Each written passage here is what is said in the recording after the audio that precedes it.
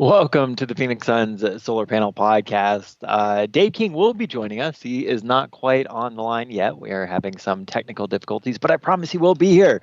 So you do have myself, Tim Tompkins, and of course, Mr. Greg Esposito, who just had quite the star appearance on our friends over at the Timeline Podcast. Oh, hoy hoy. Yeah, I played the old man who knew some things. It was a different role for me. I played the Dave King of that episode of the timeline, except I knew things. So yeah, fun. Uh, so people can go back, they can listen to it over on the Timeline's podcast feed. I think they're on YouTube as well. That's pretty cool, though, man. I forget how young those guys are. Like they were talking. No. You're phrasing that wrong. You forget how old we are. Oh well, that's true. We are very old. We're that demo of people that still love the '90s somehow. So that's who we are. I guess you're right. We're old. They're not that young. So, but they were Yeah. gracious as always. I always enjoy talking with those guys, and it was fun. And then I make an appearance on the new 5 Minutes or Less podcast, which total misnomer because I think we went like 17 minutes. I don't know if he's gonna, I don't know if he's gonna trim it down, but. That's a big focus on Suns uniforms, so we nerded out about that. I'm just making the rounds. Every quarantine has me podcasting a lot, apparently. 13-hour work days, and then any podcast I can find, I'll go do it. Including ours, which we did Wednesday with Rhett Reese, who is stuck in quarantine in LA, and literally we could have gone 3 hours. We went. I thought, oh, we're gonna go 30 minutes. We went an hour, and I could have probably kept talking. And then Rhett goes, "Hey, I'll come on anytime. I'm really bored right now. Or if you want to just Skype call, just Skype call me, and we can just hang out that way too." So I think quarantine's getting to everybody right now. And hello to a couple of listeners on the YouTube live chat right now, Redshift Galaxy as well as Buckdog. It is always great to see you guys as well. Quarantine has been it's been strange, man. It's been strange. You doing any projects around the house or No, I'm for my actual day job. I am working so much that not really. I produced 4 live streams for my company. I edited probably 40 videos this week on top of all of those things. I just have not had time for anything at home yet, but I'm hoping to get to some projects. I'm sure the missus would appreciate it if I did. Starting to look at a lot of things around the house going, yeah, I'd like to change that. So that's the danger of being stuck in the house that much. I'm sure I'm going to wind up spending money at some point here. So, how about you? You doing any projects? uh much similar to you. I've been working 7 a.m. to 9 p.m. every single day, and it's probably been the most stressful time at work for me ever.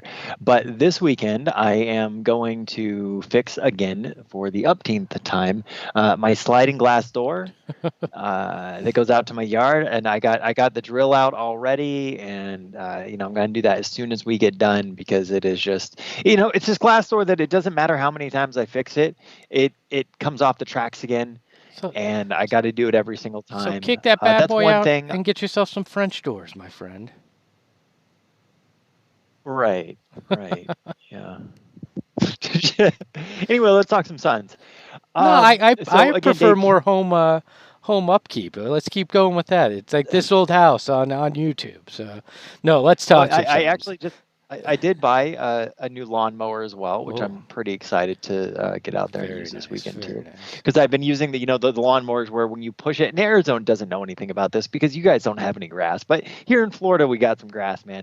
So I got those I'm that clipping that lawnmower out. where you gotta push it in order to make the wheels the blades spin, and while that doesn't sound that bad, go mow an acre that way. uh, it, It's awful. So I got a new lawnmower where all you have, it's a gas one that spins the wheel itself. So I'm pretty excited about that. This is what I got going on in quarantine, man. In It's really Florida, starting to get to my head. we got some grass. That's the quote of the show already, and we're only 4 minutes in. So, all right, we can talk. Oh, by the way, I've just been buying new hats. That's all I've done during quarantine. So, but we can talk Suns now. Let the door go, Tim. All right, so we're going to start this off with some headlines from Reddit. And I actually, so what I did, these are the three most popular headlines or posts, whatever you want to call them, on Reddit this week. I figured we just kind of talk about it briefly. So Devin Booker and Deandre Ayton representing the Suns in the NBA Players Only 2K tournament. Ayton taking on Levine, getting the W in that one, 57-41. Devin Booker taking on Michael Porter Jr. this Sunday, 8 p.m. EST. Holy crap! I watched the Ayton game last night, and I saw that on your. You know, it was about as fun as watching you fix the glass door. I think the sliding door. I don't get it. I was expecting, and maybe it was just the matchup and the two guys. I was expecting a little trash talk and a little fun. They didn't seem to really do much of that. It was kind of boring. I kind of actually wanted the the announcers, the virtual announcers, at one point, because it was just I don't know. Maybe I'm just the old man trying to watch guys play video games, but it was just it was not that entertaining. And DeAndre Ayton plays a very weird style of 2K, like a lot of ISO ball, and he played with the Houston Rockets. Apparently, each guy gets to choose 8 teams. They can only use them once throughout the tournament if they keep moving on. Suns are one of Ayton's teams, so he can play with as himself at some point. But he played as the Rockets on Friday night and forgot he had James Harden on the team. It was really like it was just really bizarre. And yeah, I don't know. Maybe I'm just old and I don't get it. But yeah, that was hopefully Booker's more entertaining, talk some trash. I mean, we've talked about it a few times on the show, but firsthand knowledge, he's really good at NBA 2K. So maybe we'll get an Ayton Booker final, and that'll be more entertaining than we think. So it's kind of like Mikal Bridges when he played as the Suns, not passing the ball to Devin Booker. Yeah, it was like that. People are. What I really want to know is because I didn't actually watch the game. Is did the players actually play Did they play defense, or when they were playing defense, did they always switch off of the player and let the computer do it for them? No, especially Ayton. Ayton was actually playing defense with his man. Now it wasn't always good. But him and Levine were actually playing defense. I didn't watch any other game. I knew we'd talk about the Ayton one, so I watched that. I'm sure I'll watch Booker on Sunday as well. But yeah, I wasn't quite. I was just underwhelmed is maybe the word that I don't know. It was unique. And joining us, Mr. Dave King. Dave, it is great to see you, sir. All shaved up. You look ready to go. I mean, quite dapper this morning. What's up, buddy? Thank you for the compliment, but I don't think I look any different than usual. I do appreciate it. I did roll out of bed a little while ago and couldn't get my Skype to get booted up, so thanks for starting the show without me. I see I didn't miss much. You guys were talking about NBA 2K. That's you missed a whole lot of nothing, buddy. You missed home improvement talk and NBA 2K. So yeah, so that's wonderful. Overall, the Ayton matchup was just kind of, it was what it was. You know, I expected something different when I tuned in, but I don't know why I did. What did you expect? Something slightly entertaining. I don't know. And it was. You mean it's not that fun just watching other guys playing video games? Yeah, but I thought maybe there'd be some trash talk, and then I thought imagine all those girlfriends around there. around the world. Yeah, well, I don't know. It was all right. What made me what made me laugh the most out of it was like DeAndre Ayton dressed as if he didn't know this was going to be on ESPN. He had like a bright red hoodie and then like these like neon green pants, which I'm sure cost more than my house payment. But it was like Kool-Aid Man on top, Gumby on the bottom. It was really weird. But I don't think that would. I don't think that would give you any indication he didn't think he was on TV though. Red's his favorite color, and you know what? He doesn't. He's got an interesting fashion sense all on his own. Yeah, well, that's true. And I guess they were broadcasting from their homes as well, and I guess I kind of expected something fancy, and I was like, man, this fancy. This looks slightly this is coronavirus quarantine. No, man. But they're athletes, they're millionaires. I'm looking at it going, well, it's slightly bigger than the room I play video games in, but it looks pretty much about the same. I don't know. I don't know. It was a weird experience. I figured I'll watch any game that Devin or Ayton's in, and then not spend time with the rest of it. I'm sure ESPN will be showing highlights on SportsCenter. So if I miss anything extremely amazing, I'm sure I'll catch up on it. Highlights of 2K. That is where we are. Hey, well. All right. So hey, we are having just anybody watching. We are. Having some weird quality issues with the feed. I don't exactly know why it is. It's probably something that we can't fix. Yep. So we'll just have to deal with it. And the quality issue of the show is something that's always been here. So you know about that always already. Something we can't fix. Right. Let's go on to the next one. All right. So this was the next post from Suns Reddit. If the coronavirus has you down, just remember that we have Kelly Oubre and Devin Booker. I hate to bring it up, but Kelly Oubre's only under contract for one more season, and at this rate, who knows if we'll play that season. So there's that. I mean, I know you're trying to go positive, but I'm stuck in a house, all right? I don't know. No, it is fun, and I've went back and watched a few highlights from this season, and it's been that kind of lifts your spirits a little bit because you do remember, hey, at some point we'll get back to normal. We'll get to watch these guys play. You'll get to see Kelly Oubre's energy again. I've actually found Kelly Oubre's Instagram quite entertaining. He's hinting at something. I have no clue what he's hinting at, but the Teletubby son meme that they show sometimes, he'd put his head in there. So even off the court, Kelly's keeping me entertained right now. I am looking at the feed on YouTube, and Tim, you look like you have Blur My Foreground on. Dude, seriously, I don't. He's in witness protection. I don't got it. I can turn your camera off so we just hear your voice if that makes you feel better. No, it's cool. I have that power. It's better for us to have the power. Turn you all off, mute you. It could be my show. Let's just keep plugging along. People aren't here to look at our pretty faces. Yeah, they're here to hear what we have to say. All right, so the other one, and this has been really nice to see, Steve Nash getting a lot of love. And I've told you guys before, but Steve Nash is the reason why I'm a Suns fan. And he is the reason why I like professional NBA basketball and went away from just watching college. But Steve Nash shot 50.4% from the field, 43.5% from three, and 90.7% from the free throw line in his 10 seasons with the Suns. I think might make him the only player, if I was reading that correctly, and I did not fact check it, in NBA history to play 10 seasons with any team and average 50, 40, and 90. That's pretty awesome.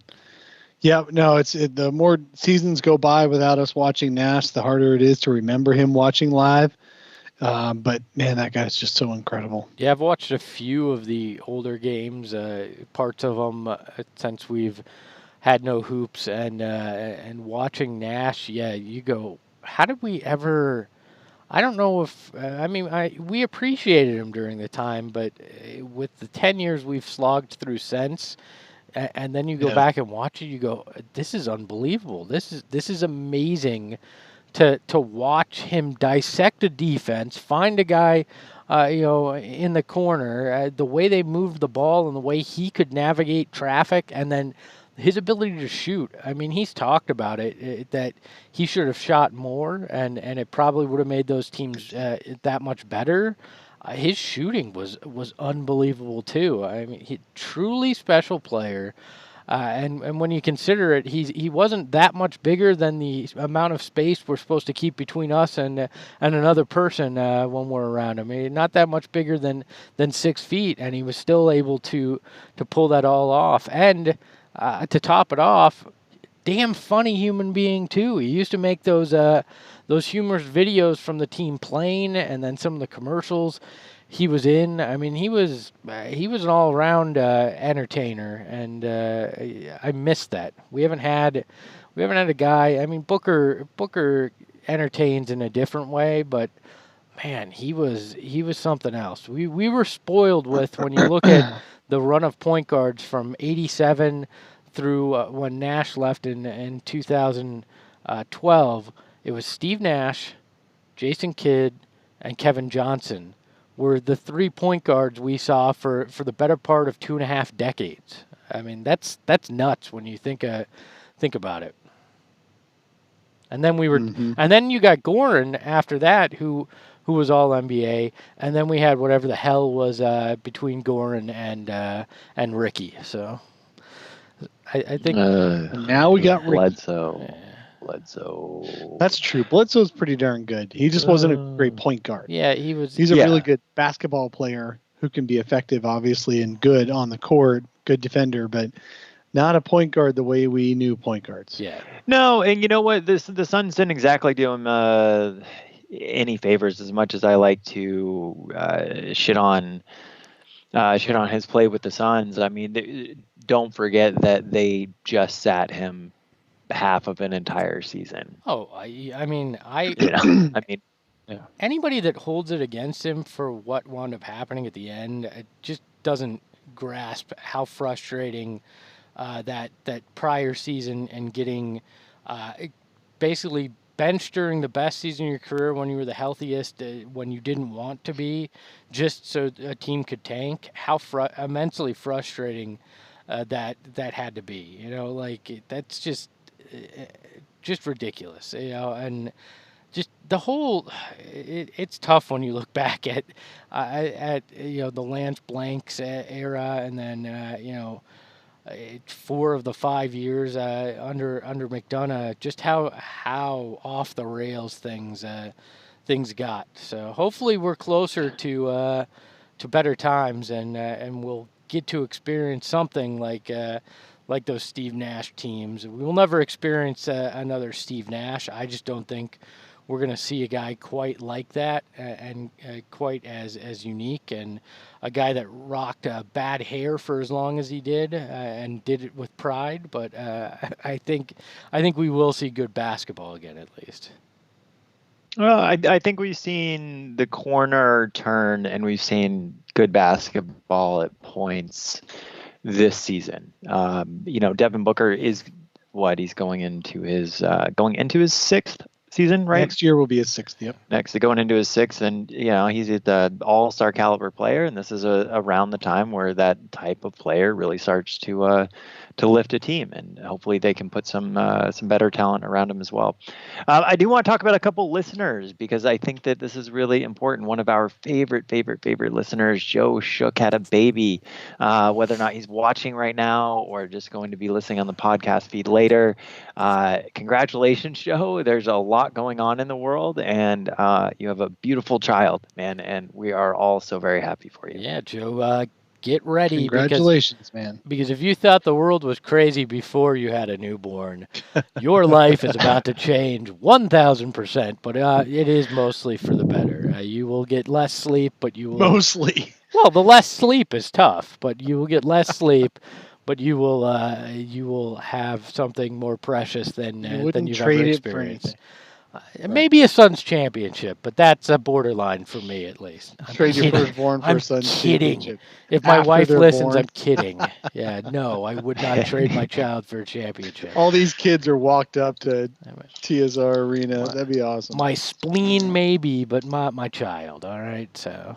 But congratulations, Joe. We're happy for you, and enjoy it. Enjoy the ride. It goes really fast, so enjoy each moment of it. And Corbin NBA for becoming a new supporter of the show. Thank you, Corbin. Thanks. Hey, Corbin. Yes, really thanks does mean for a lot. supporting us. Especially, we always appreciate athletic supporters. Dude, especially right now. Life is hard for a lot of people, so we do not take it lightly. So we have been doing some grades of the players so far over the season. We have done most of the small forwards that Dave pointed out earlier in the chat, and I was actually thinking about earlier. I was like, I don't remember if we graded him or not. We did, the shooting guards, power forwards, the centers. Clearly, Frank Kaminsky has been the best player on this team so far, and I don't. He's the one who exceeded expectations the most. And just keep in mind, that's including Devin Booker, who we graded last week. So. Right. It's super impressive. So we're doing this. It's about exceeding expectations. It's not about the best player. This is your own grading scale, Tim. Yes, I know. So I'm going to go and I'm going to explain it. And I do want to hear some people in the, congratulations, Rick Johnson as well. What a weird time to have a kid, but awesome. Not only do you have an amazing name. I think Rick has about 42 children now. Let's be honest. 9 months ago, when the child was created, they had no clue that this is where what was going to be going on when they had the child. So you can't give anybody a hard time for having a baby right now. All right, congratulations. I honestly, Rick. I do think it's interesting that Espo is the only one with a clear camera on here, and he's the one running the YouTube. Hey, you guys get better internet connections, and we'll be fine. I don't think it's quite about that. All right, so let's go over the grading scale because we're going to do the point guards today. And so in A, if we give someone an A, that means they had a nearly perfect season, and most importantly, they far exceeded our expectations of what they would do this season. B is good. And they exceeded expectations. Nothing wrong with the B. C, also nothing wrong with the C. They did just fine. They performed. They played just as we expected them to play. D would be disappointing season, worse than expected. And F would be get this mofo off the team. But I do want to start with the one player from the small forward class on this team that we did not get into yet, and that is Mr. Cam Johnson. He had a 12.2 PER. He averaged 20 minutes a game, 8.1 points, 1.1 assists. He shot 40% from three. It was actually 39.7%, but whatever. 40. On 4.7 attempts per game. The Suns were 4.6 points worse with him on the court.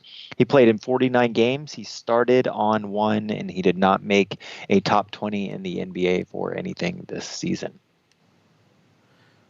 I'll start. So again, going back to the grading scale, it's about expectations.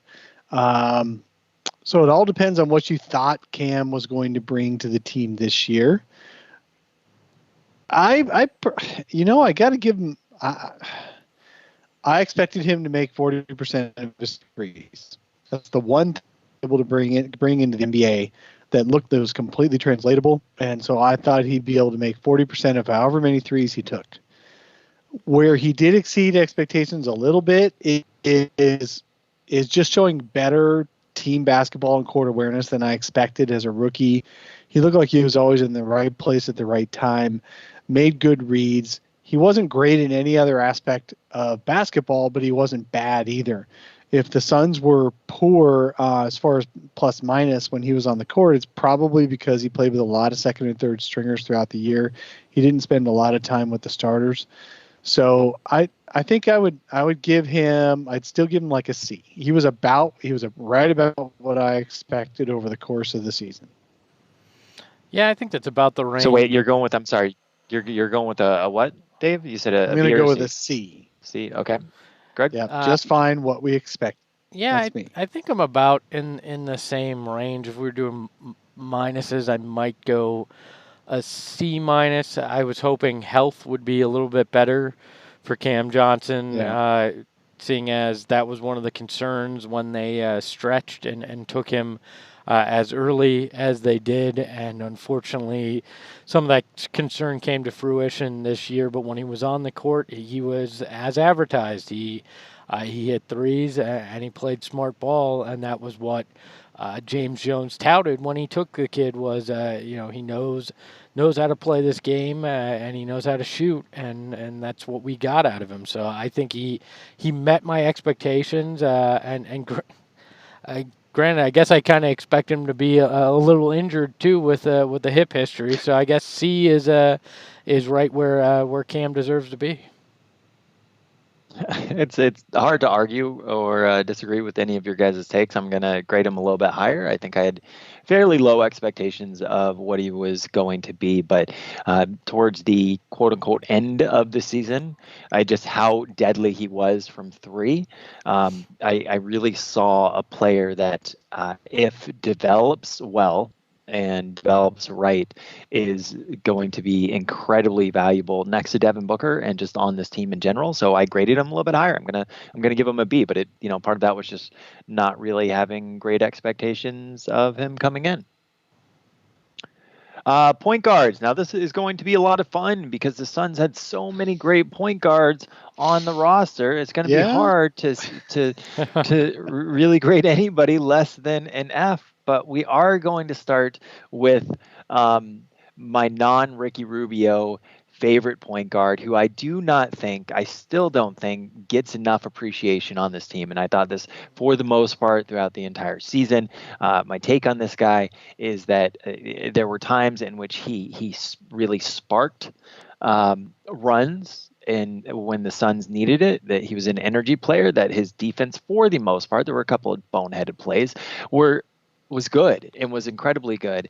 And he was valuable on the court. I don't think he's much of a point guard in the fact that he doesn't run an offense well, but I really liked his play. And that is Mr. Javon Carter, a 10.4 PER, 15 minutes a game, 4.6 points, 1.3 assists, 2 rebounds, 40% from the field, 39% from three on 2.3 attempts per game. The Suns were 2.6 points worse with him on the court. He played in 50 games and he started in 2, and of course did not rank in the top 20 of anything in the NBA. Greg, let's start with you, sir. Look, the way you were touting it, I thought we were going Elliot Kobo here first. I know how much you love him, but surprising. No, I think Javon Carter, as much as we've ripped on Suns point guards, I give him a B because I did not expect much of anything out of Javon Carter, and he came out and he was an energy guy. He played smart. He wound up shooting from deep pretty well. Like granted, the way we're doing this is it was based on my expectations, and I just did not expect much out of Javon Carter, and he came out and he should have been the primary backup. I don't understand why it kept vacillating throughout the year, but the guy brought things that none of the other backup point guards did. Was he the kind of distributor that Ricky Rubio is? No, but none of these guys were going to be. And I liked what I saw out of him based off of coming in with very little expectations. So what were you giving him? I'm going to give him B, like I said. Okay. Dave. Oh, neither of us heard you say the B. I think that was just in your head. You're a B, that's for sure. Okay. Hey, now. Better than a C. Well, we don't say that kind of language on the solar panel, Dave. No. All right, so as far as Javon Carter, so going into the season, I expected absolutely nothing from the guy. I really thought he'd be lucky to be the 15th man and the last on the point guard list. So I, in retrospect to that, gosh, you almost have to give him an A. But he really, over the course of the season, showed that he is exactly who we thought he could be in a perfect world. A bulldog defender, if not lockdown, because he's not that big, and a three-point shooter that could hopefully make a reasonable number of threes. He's a little bit even worse as a distributor than I had expected. He can't really get his own shot when a defender is focused on him. So that's got to be disappointing. He does make good threes. He does make his threes. He made more threes than I expected him to make. That was good. And he can be sometimes an effective defender. Sometimes he just pissed off stars and made them score 40. But other times he was a really good effective defender. You know what? I'm going to go with a B- myself. I think we're all pretty much consensus on this, it looks like to me. Yep. So I had a B- also. Not gonna. I kind of already gave my reasons at the beginning. Isaiah Coleman over on YouTube chat gave him a B-, and Laced Bacon gave him a C+. Oh, I like some of that. I think that Bora was gave a C+, but to Cam Johnson, I think is who he was referring to in that. So we all kind of agree. Javon Carter was pretty good. I do hope that the Suns do not just give up on him like they do with every good young developing defensive point guard for some reason in the second or third season. Like just for the stop, guys, stop. Not you, the Suns. Just roll with the guy, develop him. He might not ever be a star. You're right. Absolutely. The fact that we got to a point where he was the the fans' favorite for backup point guard is much, much higher than I had expected. So that from that point of view, that's great. Elie Kobo, 10.5 PER, 13 minutes a game, 4 points. He obviously in his second season, 2.1 assists per game, 39% from the field. The Suns were 4.6 points worse with him on the court. He played in 54 games. He started with 3. I will go first on this one. He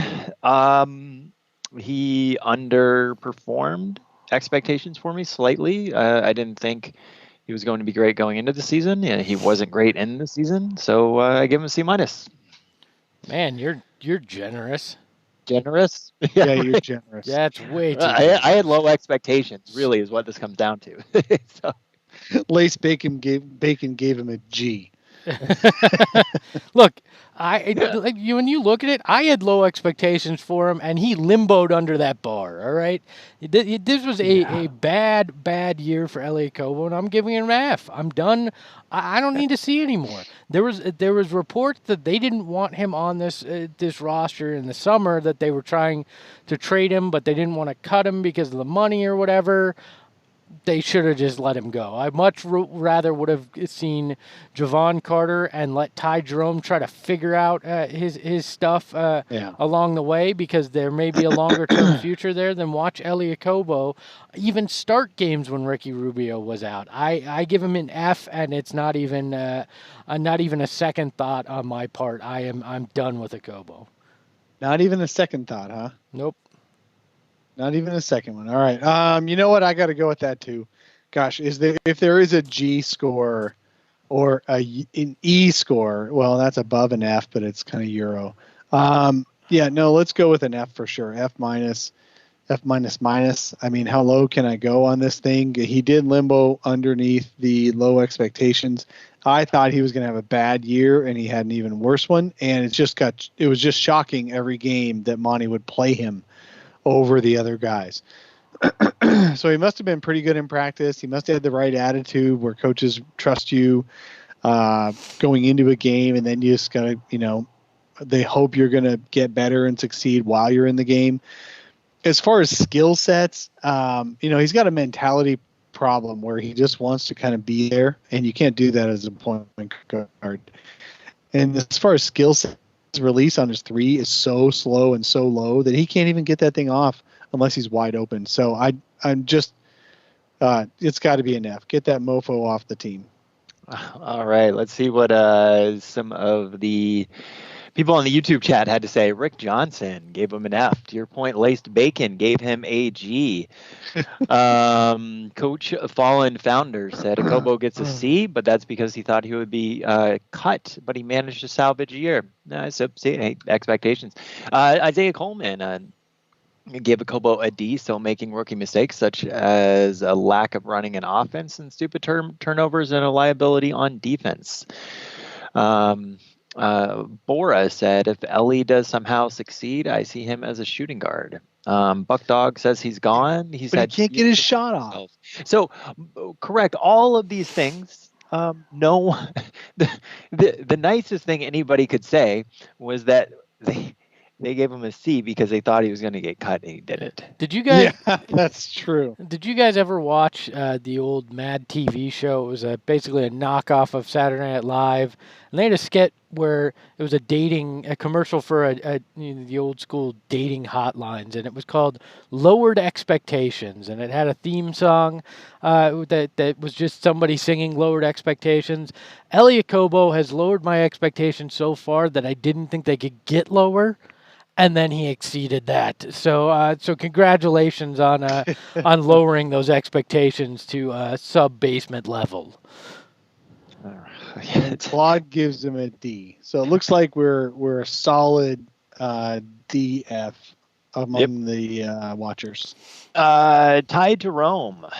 Okay, this one I find interesting. 8.1 PER, 11 minutes a game, 3.5 points, 1.5 assists. He shot 35% from the field. The Suns, he was a team worse of anybody that remained on the team and anybody that wasn't a G League call-up or a 10-day contract, for the Suns being 14.2 points worse with him on the court. He played in 28 games. He started 0. Dave. Wow. So what did I okay, so this has to be based on expectations relative to his actual performance. Man. You know what? I've got to give him like a D at the highest. Let me just think through this. So I expected him to be effective if a little slow and a little under athletic. And that all actually happened except the effective part. He was much less effective, much less sure of himself than I expected. Even though he's a rookie, Cam was much more of a team helper and net value on the court than Ty Jerome was, and I thought it was going to be the reverse of that coming into the season. So I really do think that Ty Jerome, as bad as he played, he really, really played under my expectations. So I'll go shoot. I mean, I don't want to get the mofo off the team because I want to see him. He's also very likely to surprise us in a positive way next year. Once he gets his feet under him and he knows what he's doing, he can be crafty and get much more effective. He looked good in preseason before his ankle injury and all that. And then the NBA season was just going too fast for him when he got back. I'll go with a D. I'll go with a D on the score. I'll go with a D. I don't think my expectations of him were his fault necessarily. I think it was more the front office, the coaching staff. He kind of got played up, right? He kind of got talked up. It looked like, hey, they believe enough where he's likely the backup point guard. It was kind of the feeling, and preseason expectations got inflated when we saw him. The injury hurt him. When you wind up, he missed training camp too, if I remember correctly. So he missed training camp, came and played some preseason, then missed the beginning of the season. Like, injuries, I think, are what caused that. Somebody said he looked kind of shell-shocked at times. I think injuries probably caused that as much as anybody, because when you're trying to adjust to the speed of the game, and on top of it, you're trying to fight your way back from an injury, and you haven't established a place. There you go. You haven't established a place on the roster. I think all this becomes quite just unsettling for a guy, and I think that's why we saw what we did out of him. I'll give him a D. I want to see him next year. There's still, unlike where I am with Kobo, I still look at Ty Jerome and go, there's a lot of potential there, and if Monty can work with him and he can kind of not have those injury problems going into next season, hopefully we'll see a serviceable backup point guard who can grow into a backup that helps this team win in the long run. I try really hard not to take too much from preseason games, and summer league and those sorts of things.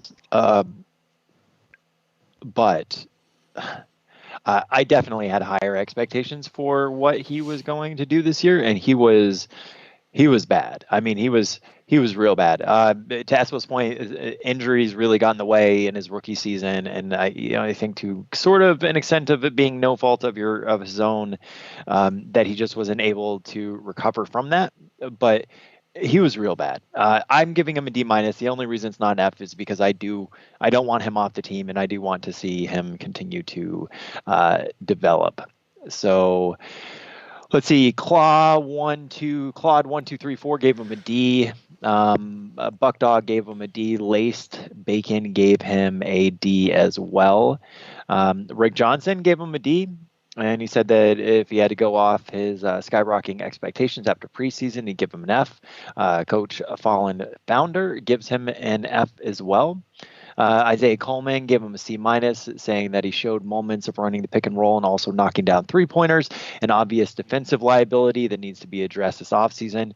That's something that none of us brought up, but yes, on the defensive end, it was real bad to watch. So I think everyone's pretty much in agreement there. Now for man defense. Now, just to give him a little bit of credit, man defense was awful because he didn't have the feet to stay with everybody and he didn't have the technique down. But he was not bad in passing lanes. He did pretty well on getting steals and stuff like that on help defense. So I mean, I'm gonna hold out hope that he can be not a net negative. So bad that he is unplayable part. And if his offense comes around, then he can be a solid player. Yep. All right, so I'm going to have some clear bias here, and I don't really give a damn. We're going to go with Ricky Rubio. Ravishing Ricky, one of the greatest point guards in the NBA. I still feel blessed being able to watch him play every single game. I have always been a huge Ricky Rubio fan, and even if the Suns were terrible, I was going to appreciate being able to watch his play because that is the kind of point guard that I aesthetically enjoy watching. I think is underrated and whatever. I don't care. I love Ricky Rubio. So Ricky Rubio this season, 16.3 PER, 32 minutes a game. Yeah, I think you put the wrong stats in there. Yeah, I did. Well, I sure did. So let me go and let's just say he was pretty good.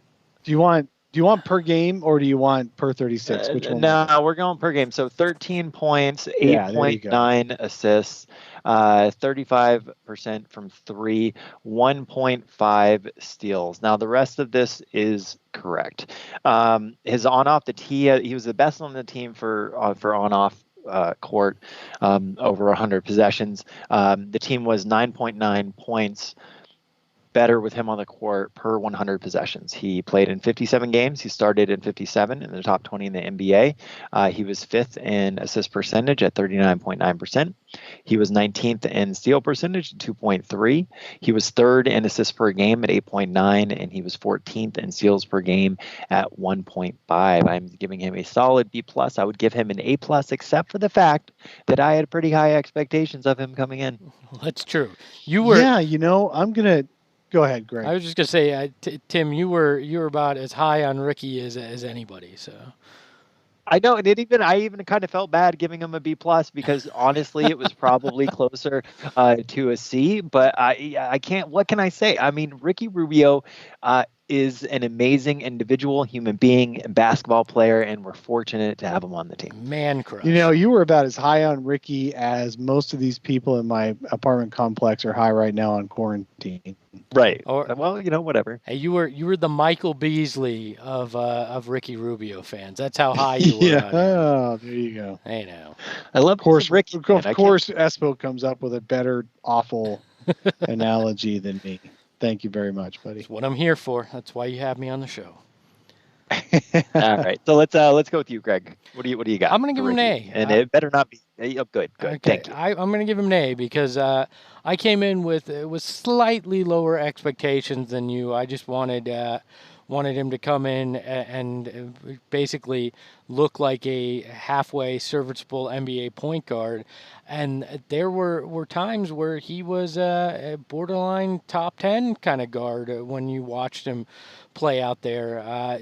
shooting, 35 from 3 isn't bad when you hear this guy is one of the, he's one of the worst shooters. Well, he was serviceable in that, and it was enough to keep teams honest, and he worked hard, played through injury, was a team leader, had a calming effect on the court with these guys. I think if he had a full season with Ayton, that pick and roll with him and Ayton would have been something truly pretty to watch.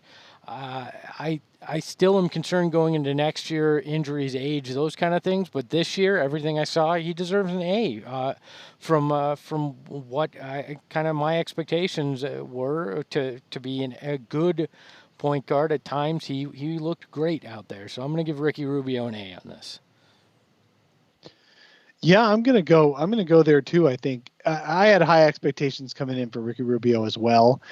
He did actually exceed those pretty strongly. I thought he would have a really good assist ratio and assist percent and all that, and he did. Where he turned out to be a little bit better than I expected is his willingness to take the shot. And on catch and shoots, he was actually pretty effective. Pull up dribbles and off the bounce dribbles, and that was not as good. But I expected awful. I mean, really overall, he shot as well as he's shot in the last 4 years from everywhere. And he was very consistent. He's gotten to the line pretty well. I was impressed by how much he got to the line, even though he did come in averaging averaging 3.5 free throw attempts a game, and he still got to there. He's very consistent. If you look at his record over his career, he's been very consistent, and he stayed that way. And he shot just slightly better. So I got to give him an A for this, maybe A-. I'll go A- because he really had, like, I also expected him to have a big slump because of just being tired from playing FIBA, as well as going from going year round for several years in a row, as well as being a pro basketball player since he was 14, 15 years old. So that's 15 straight years of playing. I expected him to be down. I didn't expect him to be as bad as he actually was in January. He was much worse when the Suns were trying to make that last little playoff positioning push, and Devin Booker was trying to get into the All-Star game. Ricky was worse than I needed him to be. He had a really bad down period in January.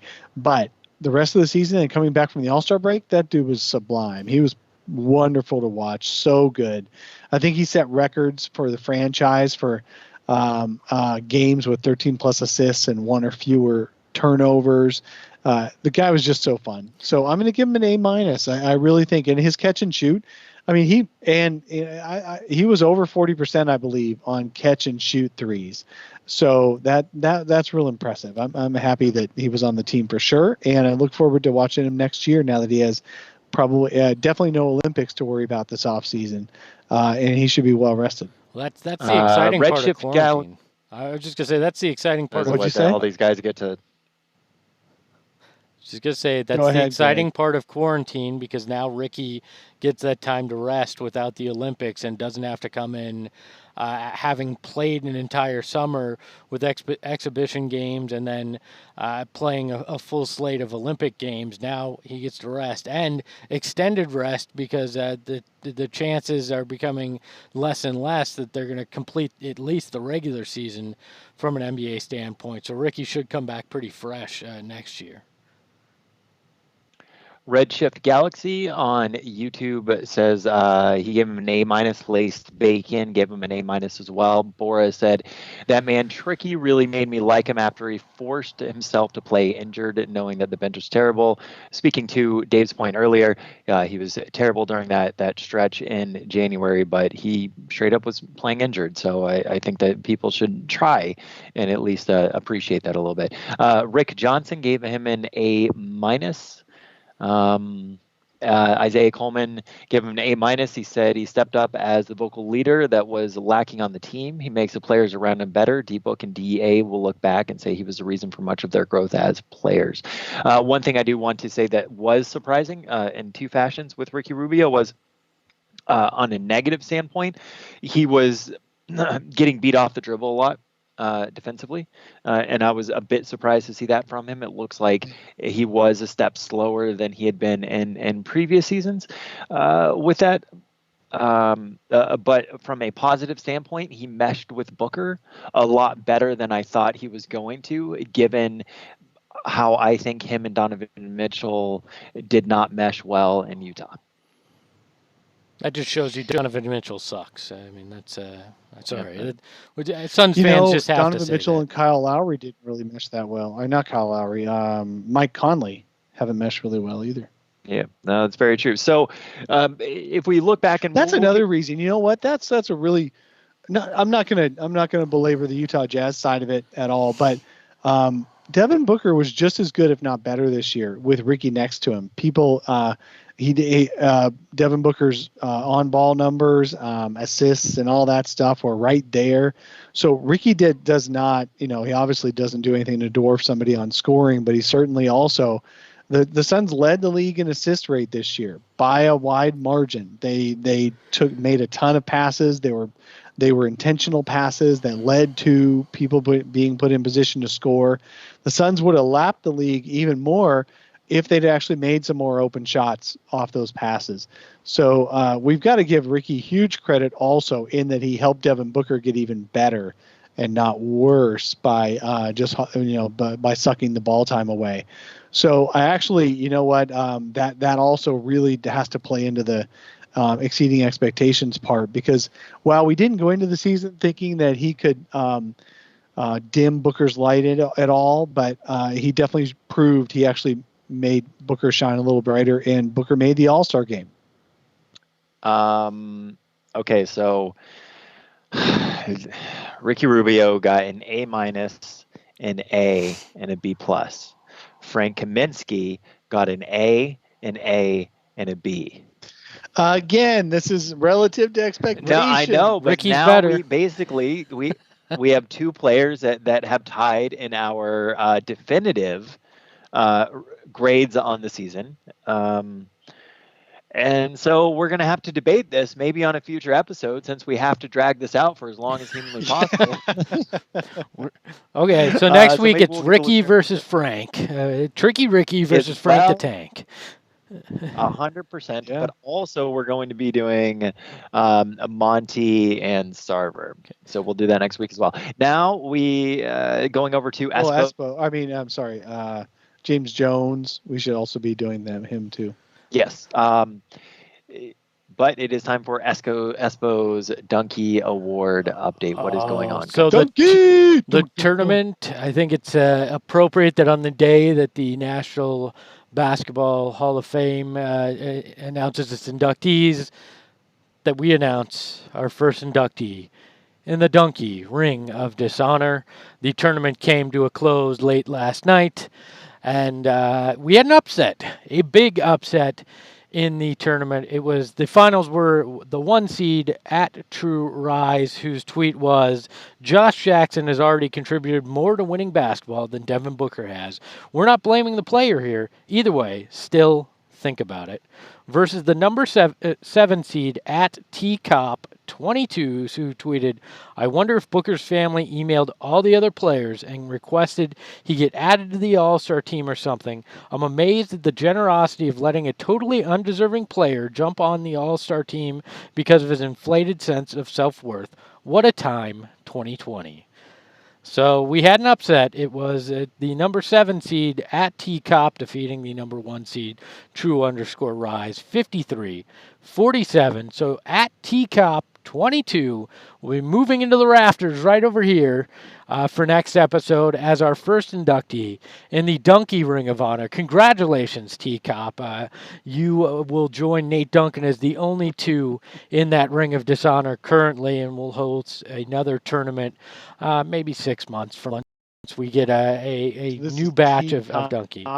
TCOP at TKOPPE 22. You are moving into the Ring of Dishonor. You become ineligible for future Duncy awards because you've proven to be just that bad at tweeting. Already, we could rename the award to call it the Duncy Cop Award too. But no, we're not renaming Duncy it. is probably the best. It's OG. Well, he'll get a spot in the rafters for as long as I feel like having it above my shoulder, and then we'll decide when we're going to do the next one. Awesome. Anything else you guys want to go over before we get out of here for the morning? I am so excited to watch the next games in this 2K tournament. Like, I needed something to help me go to sleep, and I think I'll be doing that. Unless Devin Booker talks so much trash in his matchup on Sunday that I'm entertained. He's been tweeting. He's been streaming on Twitch, and I don't follow that much. But when I did follow a little bit, he doesn't talk much either. I mean, that's the thing is, you're playing, you're not talking. So I think Pat Bev last night was the most exciting guy to watch in 2K. Ayton and Zach LaVine talked plenty. It was just regular conversation and not much going at each other. Like, it was kind of interesting that Zach LaVine asked, hey, because Ayton was playing as the Rockets and PJ Tucker was the center, and he's like, hey, if you were playing PJ, wouldn't you just take him down to the block and post him up? And Ayton's like, yeah, I did. They had to triple team me when they were running the small lineup. And then Ayton asked LaVine, well, you versus Derrick Jones Jr., I got to ask who would actually win a dunk contest. And LaVine said, in my first or second year, nobody could beat me, but now I'm older. I've lost a little bit of that hop. But, that was the most interesting thing to come out of it. I just expected maybe a little bit more or maybe a little bit more personality because, Ayton is a big personality guy, but it wasn't quite what I expected, what I was hoping for, but yet I have nothing else to fill the time, so I probably will be watching Ayton and Booker as long as they're in this thing. So, yeah, I wonder if we should do a live episode, kind of commentating as it goes on. Oh, nothing commentating the 2K. Nothing sounds worse than us streaming another two guys streaming them playing a video game. Like, that sounds like Inception levels of bad. Like, it's one thing we're kind of grasping for straws up here. And then if we're lucky, and then if we're live streaming it, our YouTube listeners would be commenting on our stream of two other guys streaming a video game. We're going deep. I mean, we could. Wow. You know what we could do? We could bring in John Bloom and have him call play-by-play of it, of the game. No, that was While we be color commentators on it. That could be fun. Yeah. The issue from a technological standpoint would really be the delay that we have here compared to the one that's on ESPN. Yeah, but if I so if they were trying to listen to ours while they were watching that, wouldn't line up. That would be awful. No, people would have to watch it on demand. They could not watch that game semi-live.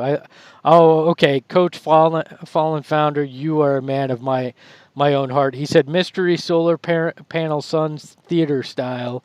Mystery Science Theater 3000 was one of my favorite shows growing up. So I don't know. Maybe there's something here. Like maybe there is something here that we can figure out, because we're gonna have to do some things to have some fun. Maybe we go back and we do this on an old Suns game that's on YouTube, and we have everybody. I don't know. There's got to be some way we can do this to have some fun and joke around, because we need that. Levity is a good thing right now. So. Yeah, I'd be down to do it for a game that was from this season for sure. Hell, even from a different one. But on that note, we'll be back again, likely on Wednesday. It sounds like you guys are able to do that on most Wednesdays. That's pretty cool. I've been enjoying those episodes as well, trying to get them up on the podcast stream. But if you're listening on the podcast and you're like, hey, I'm not hearing all the Wednesday episodes, head on over and subscribe on YouTube. They're all there. Yeah, and if you guys have a game, a classic, it was really fun having Rhett Reese on last Wednesday. That was really good. And then we had some the Fan of the Flames guys on the Wednesday before, and this coming Wednesday, we're gonna have some other friends on as well. We're still finalizing who that'll be, but it'll be fun. Our Wednesday night solar parties.